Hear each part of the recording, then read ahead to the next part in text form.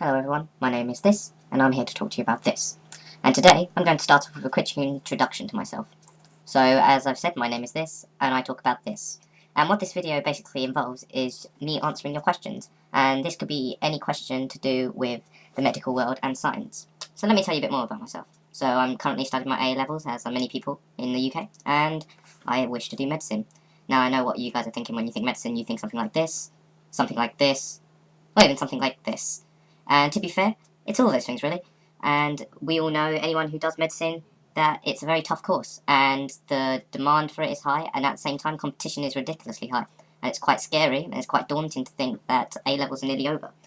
Anyways, enough about my little bit of depression, moving quickly on. So, what medicine requires you to do is to take a little bit of initiative when you're taking up your application for university.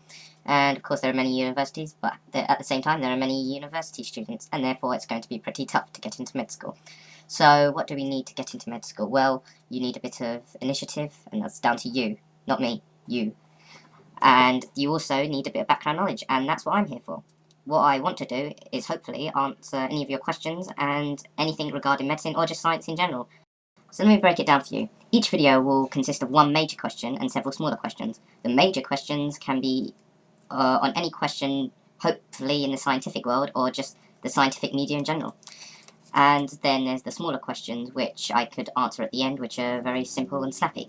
Like, what is the definition of medicine? And of course, that can be answered in a few seconds. Of course, you could elaborate on that, but I'm not going to debate with it.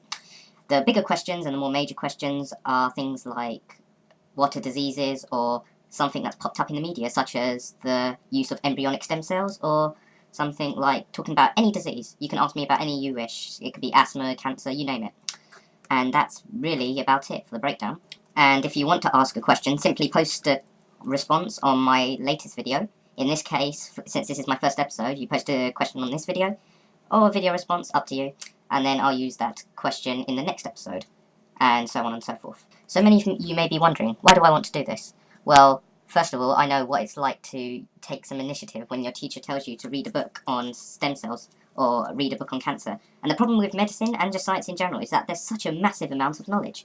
And that's what I want to do. I want to take that knowledge and break it down into smaller and more digestible chunks. And of course that helps everyone. It helps me, it helps you, and it helps anyone else who wants to gain the knowledge without having the hassle of 500 different textbooks to choose from. So, on that note, I leave it to you to ask me a few questions by next episode, and if I don't get any questions, which I hope I do anyway, I'll have to make up a topic on the spot, which will be difficult, but hey, it'll be a good first episode.